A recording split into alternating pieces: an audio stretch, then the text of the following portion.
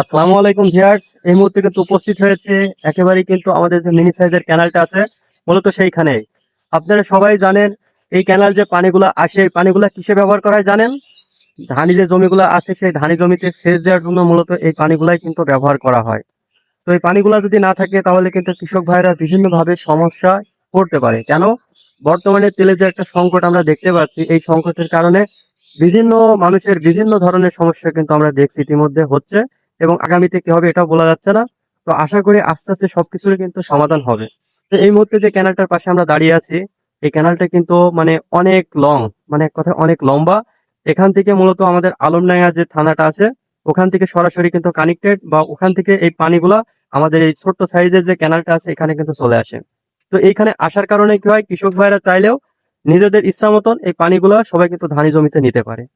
তো এটা কিন্তু এর জন্য কি হয়, আমাদেরকে বতর বতর মানে প্রত্যেক ধানের সিজনে একটা অল্প আকারে কিন্তু অর্থ কিন্তু এই অবদার কোম্পানিকে দেয়া লাগে। তো এটা কিন্তু কোনো বড় ধরনের সমস্যা নয়, কারণ বর্তমানে তেলের যে অবস্থা, তো তেল কিনতে গেলে দেখা যাচ্ছে হিসাব নিকাশ করে ধান বিক্রয় করে যে পরিমাণ টাকা হবে সেই টাকাগুলো সবই তেল ক্রয় করতে ফুরাই যাবে।